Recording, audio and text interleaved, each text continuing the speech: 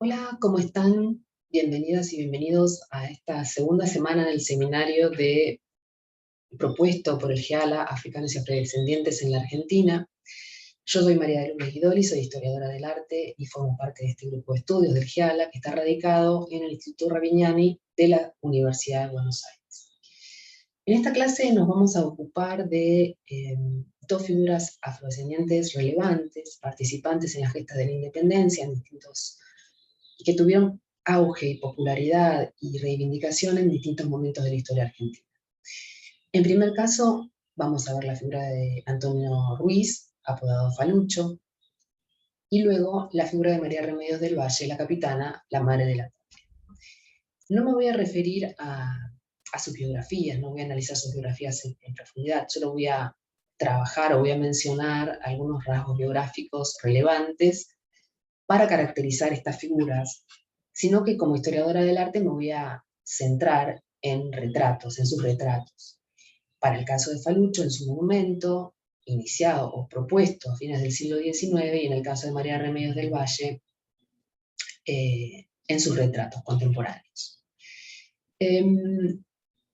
Como digo, ambas figuras tuvieron sus momentos de auge y de popularidad. Bueno, el María Remedios es en nuestra contemporaneidad, pero han tenido su momento de auge en distintos periodos, y en el caso de Falucho, su popularidad tiene lugar entre fines del siglo XIX y las primeras décadas del siglo XX, cuando se comienza a pergeñar la idea de erigirlo monumento.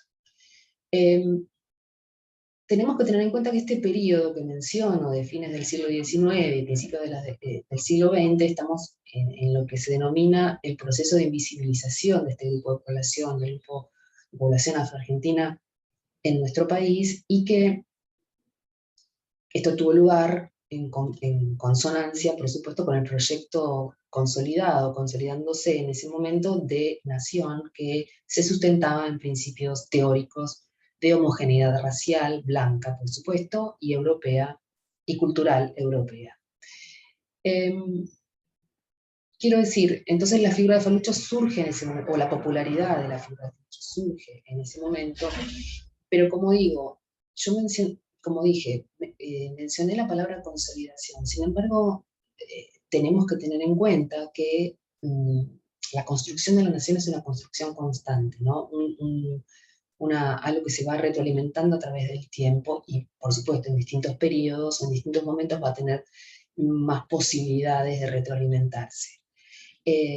Entonces, si tomamos el periodo contemporáneo y la figura de María Remedios del Valle, vamos a estar en presencia de lo que se denomina el proceso de revisibilización de la población afro en Argentina, proceso al que no me voy a referir en profundidad, no me voy a referir en profundidad porque va a ser abordado en clases posteriores, sino que solo voy a señalar que se trata de un momento que está absolutamente sustentado en la propia comunidad afrodescendiente, en los propios activistas, en sus iniciativas, en sus acciones llevadas adelante, con vistas a la incorporación de nuevos relatos y nuevas voces y nuevas imágenes, en este caso, en el imaginario nacional y en la idea de nación, o sea, una nación o un imaginario que se sigue construyendo, ¿sí? Al referirme a imágenes, me gustaría mencionar un par de cuestiones, algunas cuestiones relacionadas a ellas, digamos, es algo que eh, necesariamente a tener en cuenta cuando uno ve imágenes, y pensarlas no solamente, no pensarlas como inocuas, como inocentes, sino que detrás de ellas hay una serie de intencionalidades que tienen que ser tenidas en cuenta al momento de verlas, y más aún de trabajar con ellas o de analizarlas, que es, por ejemplo, hay alguien que la encargó, alguien que la realizó, de qué manera circuló en su momento de producción, qué derroteros posteriores tiene, qué vida tiene esa imagen, en el caso de Falucho un monumento, eh, cumple la misma función que cumplía en su momento original o para la cual fueron pensadas. Eh, Hay otros colectivos o los propios colectivos que se apropian de esa imagen, de qué manera. Quiero decir, eso es necesario pensarlo a la hora de ver las imágenes. Dicho esto, vamos a entrar ya en tema. Voy a empezar con la figura de Falucho, por una cuestión cronológica meramente, y vamos a analizar o a trabajar con, como dije antes, su monumento y las peripecias o las circunstancias que lo rodearon, desde su concepción hasta su emplazamiento y sus posteriores mudanzas, como vamos a ver a lo largo de la presentación. Para ello, voy a compartir pantalla, mi PowerPoint, y entonces decir, en este sentido, que la historia de Falucho fue escrita por Bartolomé Mitre en 1857 y salió publicada en Los Debates, del cual el propio Mitre era dueño. Debemos decir en relación con Mitre que es una figura relevante para la historia argentina de la segunda mitad del siglo XIX, un político, un militar, presidente de la nación en su momento, y para lo que nos ocupa, un historiador, un escritor de relatos fundacionales como las historias de San Martín y Belgrano, considerados los padres de la patria y a la cabeza del panteón de héroes nacionales. Estos relatos se convirtieron en la historia oficial que vertebra hasta hoy en día, aunque con matices, nuestra historia nacional. La narración histórica sobre Falucho está enmarcada, que realizó Mitre, está enmarcada dentro de un hecho más extenso, un acontecimiento más extenso, como es la sublevación del Callao ocurrida en el Perú en febrero de 1824. No voy a desmenuzar las circunstancias o las motivaciones y el desarrollo de esta sublevación. Solo voy a decir que Antonio Ruiz, Falucho, se encontraba de guardia en el torreón del Real Felipe, la madrugada en que sucede la sublevación y se arría la bandera del regimiento del Río de la Plata sentado en el torreón y se iza o se enarbola la española en su lugar. En ese momento, al estar Falucho de guardia, se le ordena que rinda honores a la bandera enarbolada, a la enseña española, a lo cual el soldado se niega rotundamente y es puesto de rodillas y fusilado. Se trata de un relato heroico, claramente, es el relato de la muerte de un mártir en pos del sacrificio por la patria.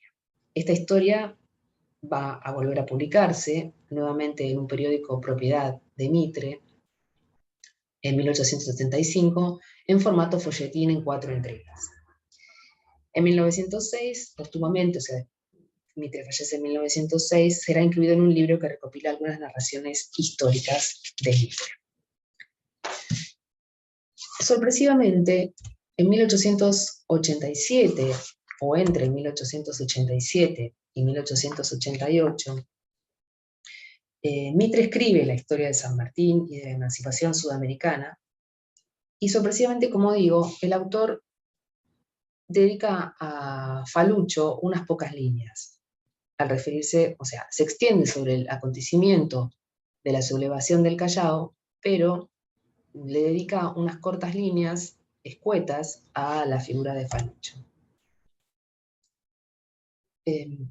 Y sí le dedica una extensa nota al pie, justificando la existencia de Falucho, mencionando los distintos personajes o personas que le informaron sobre esta presencia de Falucho en esta sublevación. Vemos aquí en pantalla, en diapositiva, las pocas líneas que le dedica y la extensa nota al pie. Y supongo, conjeturo que fue una manera de hacer frente a los planteamientos de otros historiadores contemporáneos al relato, respecto de la real existencia del soldado. A su vez, a pesar de esta omisión del relato completo, me interesa esta publicación en 1888, en el tomo específico en el que aparece el acontecimiento de la sublevación del Callao, porque al año siguiente, en 1889, surge la iniciativa por parte de la comunidad afroporteña, y en especial de un afro-rioplatense como Juan Blanco de Aguirre, a quien me voy a referir un poquito más de manera más extensa luego, para la creación de un monumento, de una comisión pro monumento a Falucho en septiembre de ese año de 1889. La comisión sería encargada de levantar suscripciones y recaudar fondos para la realización del monumento, y daba a conocer esos logros a través de noticias en la prensa. Aquí tenemos en la diapositiva una nota específica, pero hubo varias notas a lo largo de esta segunda mitad de 1889 en la cual se daba cuenta, como dije, de quienes formaban parte de la comisión, de la cual era presidente Blanco de Aguirre, quiénes eran sus miembros. Los miembros eran, por supuesto, integrantes de la comunidad afroporteña de ese momento, y también quienes aportaban dinero, quienes habían donado dinero para la realización de la estatua. Resulta sintomático, resulta relevante mencionar que pensar por qué Blanco de Aguirre eligió la figura de Felucho para elevarle un monumento. Quiero decir, en las propias periódicos afroporteños, que en este momento lamentablemente ya no se han publicado, pero se publicaron hasta principios de esta década, del 80, la figura de Felucho no es mencionada, no es una figura relevante, sino que hay otros militares negros que son mencionados y aludidos y reivindicados de manera importante, ¿no? Lo que sí podemos decir es que podríamos pensar, suponer y conjeturar que se trató de una meditada y oportuna, debido al año, estrategia por parte de Blanco de Aguirre y de la comunidad, pensando o dándose cuenta de que están siendo relegados o enviados al olvido, sobre todo su participación en las fiestas por la independencia. Es decir, pensar esta propuesta de monumento como una instancia de negociación con este poder, con el poder, creyendo que esa inclusión de Falucho por parte de Mitre en el relato nacional o en la historia oficial permitiría a los de su raza ser finalmente incorporados en el seno de la nación de la que estaban siendo expulsados y de la que ellos eran conscientes además. Pero ¿cómo retratar a este héroe cuyo rostro era desconocido, que era negro y que además venía a representar a los soldados anónimos del pueblo en el Panteón Nacional? Para 1890 se llama concurso para elegir el escultor que haría el monumento, y sale favorecido Francisco Caferata. Se conoce un boceto, que es el que tenemos en la diapositiva, que suponemos podría haber sido el presentado en el concurso, que nos muestra una representación sumamente extraña, una figura arrodillada y gesticulante que se aleja de la tipología de la estatuaria pública. Y que si bien puede ceñirse al relato de Mitre, en tanto se trata de una muerte heroica, suicida, también implica una corporalidad masculina negra convergente con el universo de la esclavización. No he podido conocer el concurso y el porqué de la elección de Caferata como escultor, pero quisiera señalar que Caferata es el mismo escultor que realizó esta escultura que está emplazada en la ciudad de Buenos Aires, en los bosques de Palermo, que se llama La Esclavitud, realizada en 1881, y estas cabezas de esclavo, que evidentemente tienen estrecha vinculación con la escultura que está en el espacio público, y también algunas cabezas de mulato y de mulata, de las cuales no tengo imagen. Entonces, esta reiteración en la representación de este tipo racial podría haber volcado la balanza en favor de Caferata como escultor del monumento. El escultor no la realiza la obra, no levanta el monumento, pues se suicida en noviembre de ese mismo año de 1890. El proyecto se estanca por un tiempo hasta que en 1892 Blanco de Aguirre invita a Lucio Correa Morales a concluirlo. Como vemos, este nuevo diseño, la escultura que hoy está emplazada, que hoy está en el espacio público, se aleja del boceto previo y está en consonancia con las convenciones académicas de la estatuaria conmemorativa. Este homenaje a un soldado raso, sin grados militares y con una participación marginal en la gesta de la independencia, se enlaza con las ideas de heroísmo, muerte y sacrificio que se encontraban en la base de la nueva conciencia nacional. Pero heroísmo, muerte y sacrificio de los combatientes como generalidad, en nombre de un propósito mayor que la propia vida, como es la defensa de la patria, y con la noción de libertad en el horizonte concebida no como libertad individual, sino como libertad de la nación.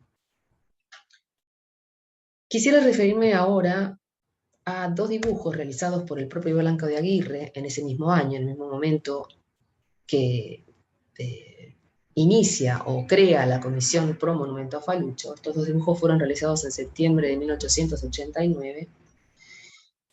Y debo decir que Blanco de Aguirre fue un dibujante y un pintor nacido en San José, en Uruguay, pero que desde muy joven, muy pequeño, residió en Buenos Aires, llegando aproximadamente aquí en 1860.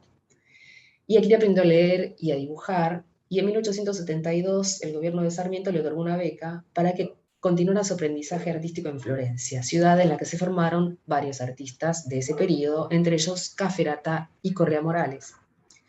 Claramente estos dibujos están más en relación con la escultura terminada de Correa Morales que con el boceto de Caferata, lo cual podría relacionarse, por un lado, con el seguimiento del relato de Mitre, de la historia de Falucho, o tal vez que Blanco de Aguirre hubiera mostrado a Correa Morales sus dibujos al momento de convocarlo para terminar la obra. Como señalé antes, los dos habían estudiado en Florencia y por lo tanto podríamos suponer que existía, aunque sea una mínima, relación entre ambos. La obra fue inaugurada en 1897. En este mapa, el mapa es contemporáneo, ubiqué las esculturas o los monumentos que existían para 1897, que eran muy escasos, como vemos. Tenemos, en primer lugar, la escultura de San Martín, luego la de Belgrano, estoy mencionando en orden cronológico de aparición, luego la de Mazzini, que fue comisionada por la comunidad italiana, la de Alsina y finalmente la de Lavalle. Entonces, para 1897 se incorpora a estas figuras la escultura de Falucho. Acá un plano, un mapa de la ciudad de Buenos Aires con sus límites actuales, y vemos que este lugar donde están estas esculturas es un lugar sumamente céntrico. El lugar de emplazamiento no podía ser mejor, ¿no? Aquí un acercamiento a ese lugar, a la Plaza San Martín, estaba enfrentado a esta estatua de San Martín, que acá las vemos en esos, cómo eran en ese momento los monumentos y dónde estaban emplazados. La estatua de San Martín hoy en día es bastante más compleja, tiene grupos escultóricos que la rodean, es decir, se ha complejizado, pero en su momento inicial era solamente la estatua ecuestre del padre de la patria, o de uno de los padres de la patria. Entonces, aquí tenemos ubicadas cómo eran en ese momento las esculturas o los monumentos, y la cercanía que tenían, ¿no? El lugar de privilegio que tenía Falucho en 1897. Esta ubicación va a ser modificada hacia 1910, año del centenario de la Revolución de Mayo, para cuyo festejo se esperaba la visita de personalidades extranjeras y se buscaba demostrar la modernidad, el progreso, la pujanza de la ciudad y por ende del país. Esta mudanza fue resistida por distintos sectores de la sociedad y se sospecha de las reales motivaciones, o se sospechó en su momento, de las reales motivaciones del traslado a un barrio alejado del centro. Tal vez, o sea, la ubicación de esta primera mudanza es aquí, como vemos en la diapositiva, en lo que es hoy, podríamos decir, Parque Centenario o Villa Crespo, Parque Centenario diría yo, perdón, o Almagro. Y esta mudanza, como decía, fue resistida. Tal vez la estatua del honor de un negro negro resultara algo molesta. Esta molestia se va desplegando desde algunos años antes en distintos escritos, algunos de estos escritos en tono humorístico, como algunos que aparecen en la revista Caras y Caretas. A pesar de esta mudanza, en su nueva ubicación se siguió rindiendo homenaje al soldado. Se realizaban a sus pies actos escolares, conmemoraciones en fechas patrias, como el 25 de mayo o el 9 de julio, conmemoraciones al propio héroe, al propio soldado en febrero, en la fecha de su muerte, quiero decir. Y su traslado final, su segunda mudanza, va a ser en 1923, al destino donde lo podemos ver hoy en día, en la intersección de las avenidas Santa Fe y Luis María Campos, frente al Regimiento de Patricios. Ya para este momento, para 1923, estamos asistiendo a una disminución de la popularidad de la figura de Falucho, ¿sí? A una evidente eficacia de este proceso de invisibilización que, como dije, había comenzado en el siglo XIX. Y también estas mudanzas dan cuenta de un imaginario nacional, ¿no? Falucho, emplazado originalmente junto a uno de los padres de la patria, es expulsado del centro de la ciudad, donde se encuentra la inmensa mayoría de estatuas de próceres, aún aquellos que fueron erigidos con posterioridad a Falucho. Pasando a, bueno, aquí una imagen nuevamente de los límites de la ciudad actual y ver en qué lugar se encuentran o se encontraron estas primera y segunda mudanza.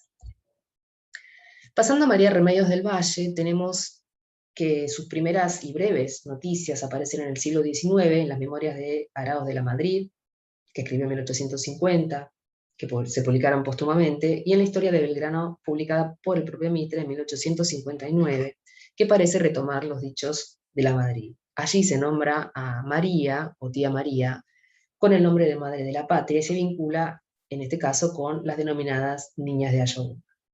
Sin embargo, las primeras biografías que se conocen de la soldada enfermera son de la década de 1930. Sus autores, Carlos Ibarguren y Jacinto Llaven, abordaron estas semblanzas de manera distinta. El primero la publicó en 1932, de manera más literaria, podríamos decir, mientras que Javen, en 1940, la incluyó en su libro sobre biografías de militares argentinos y sudamericanos y le dio este viso o esta impronta militar, ¿no?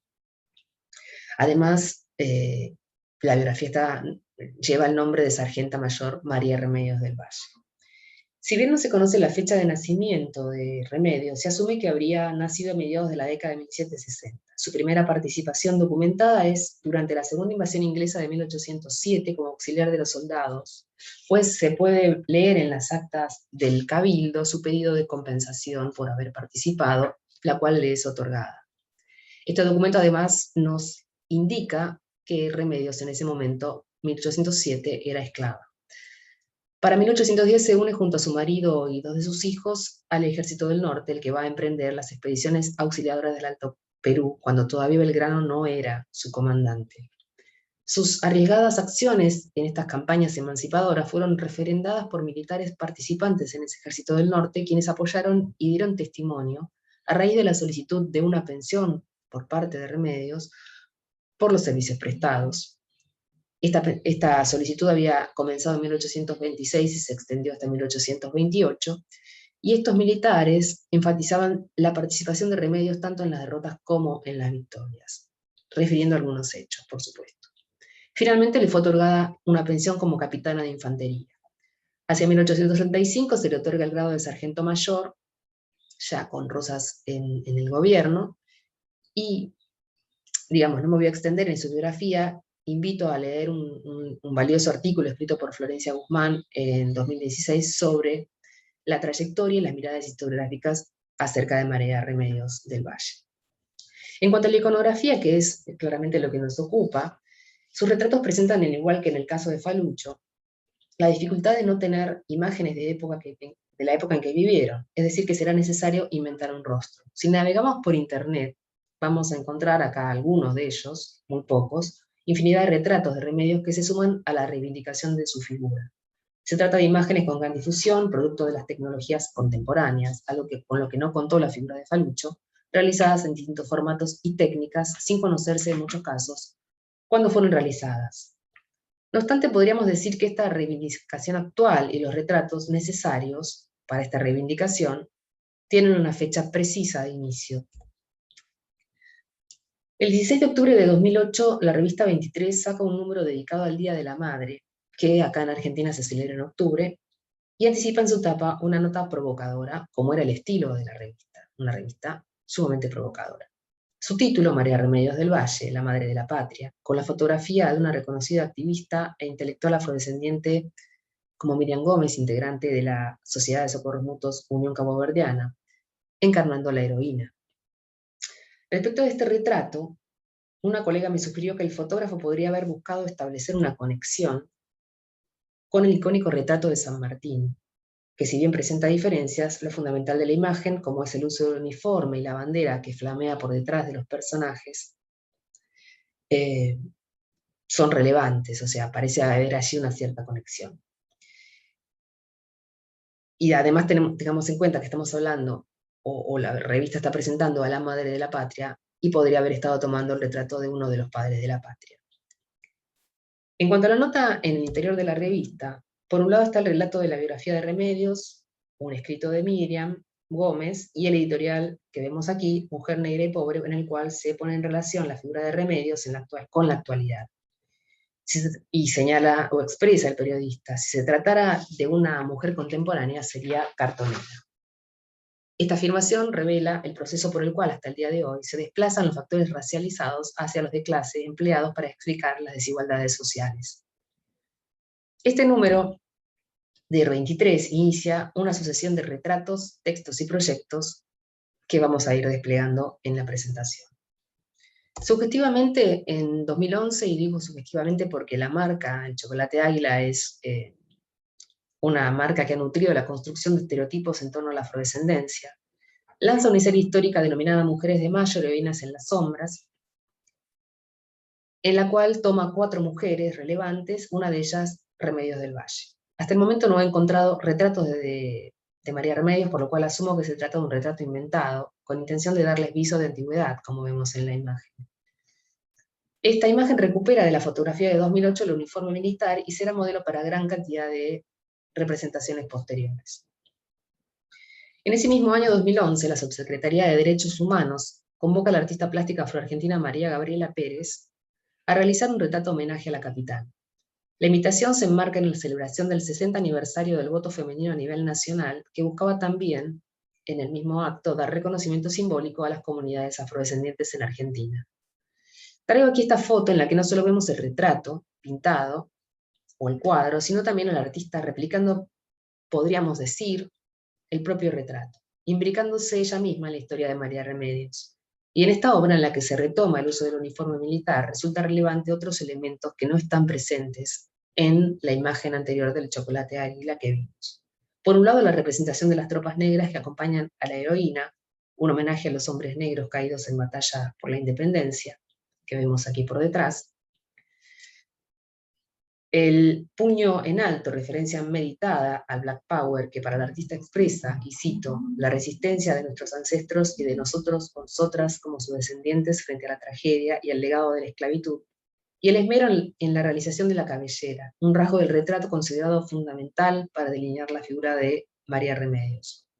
Debemos señalar aquí la importancia que reviste actualmente para el feminismo negro lucir el cabello crespo natural como signo de orgullo afrofemenino.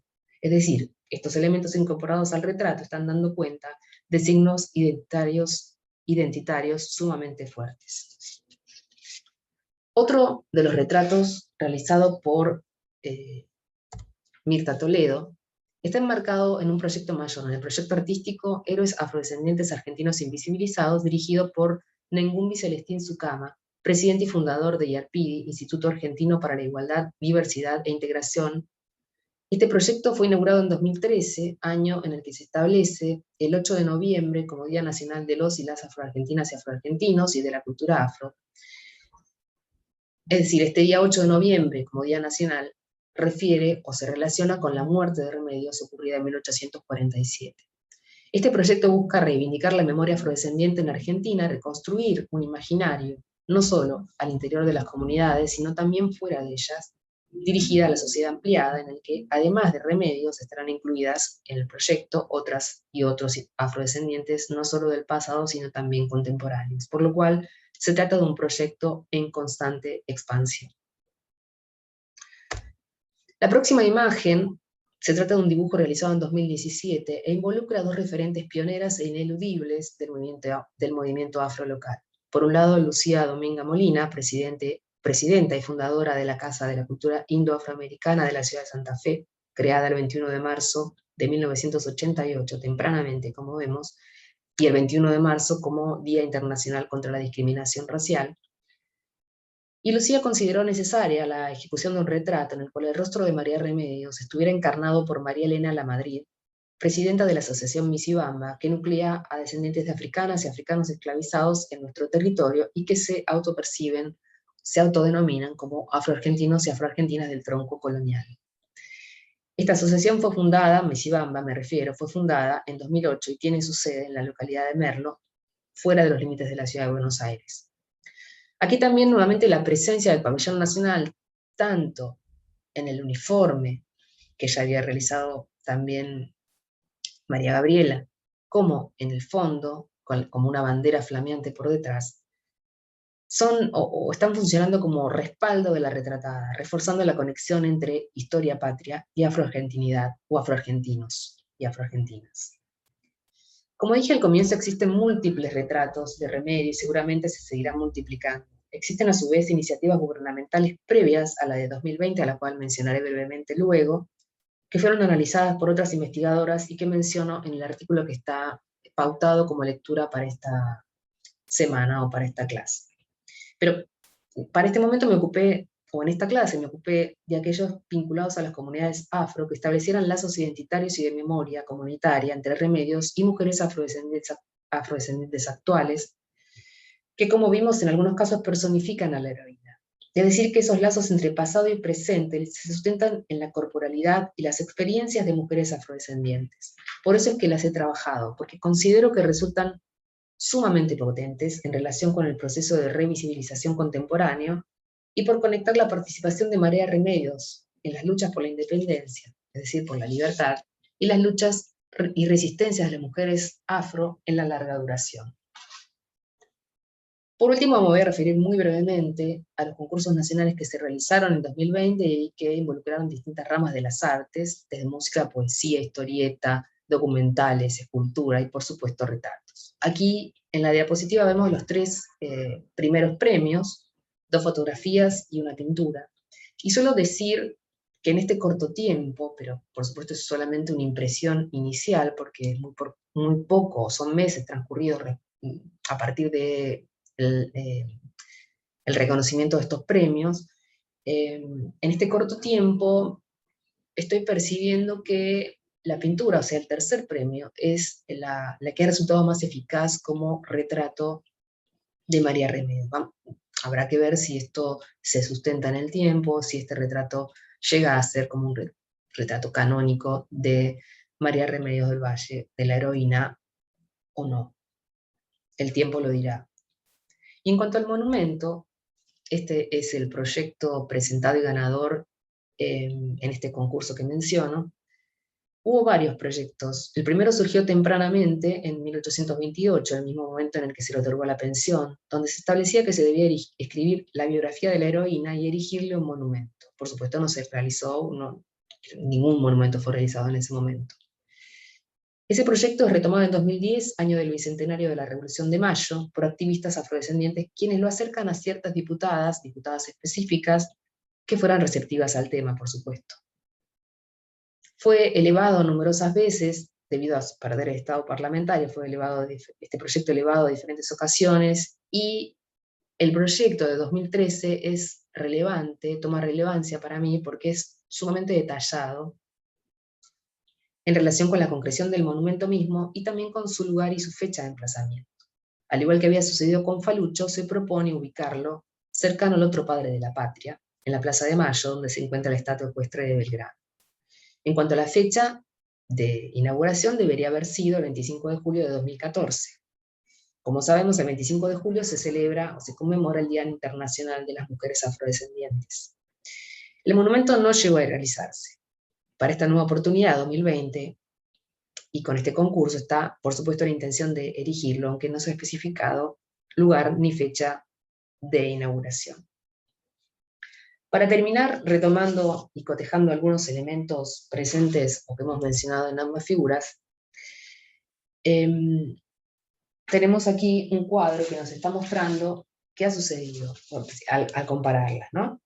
Podemos decir que sus reivindicaciones surgen en momentos muy distintos. El primero está inmerso, como dije, en un proceso de invisibilización, mientras que la segunda es parte primordial en la revisibilización actual. Por otro lado, sus biografías, o la escritura de sus biografías, presentan diferencias, pues la de Remedios tiene un sustento fuerte en fuentes documentales, mientras que la de Falucho ha estado sometida a revisión y se ha puesto en duda la existencia del heredero. Ambos han sido relacionados con los padres de la patria, San Martín y Belgrano. En cuanto a los retratos mismos, ambos rostros debieron ser inventados necesariamente, y sin embargo, en el caso de Falucho, nos encontramos con un retrato que está más relacionado con un tipo racial. En el caso de Remedios, los retratos que nos han ocupado, de los que yo he indagado, el rostro de María Remedios es asumido en algunos casos por mujeres reales contemporáneas, y la retratística también pasa por instancias asociadas a las experiencias de esas mujeres. Por último, en ambos casos, los proyectos de reivindicación fueron iniciados, surgieron, por integrantes de las propias comunidades afroargentinas. Bueno, con esto termino mi presentación y voy a dejar de compartir pantalla para ello, así nos podemos ver las caras. Y por supuesto los invito a leer los artículos propuestos para esta clase, y también invitarlos a participar de esta reunión sincrónica que va a tener lugar, y ahí nos podremos conocer y plantear consultas, preguntas, dudas acerca del tema. Bueno, les agradezco haberme escuchado y nos vemos pronto. Gracias.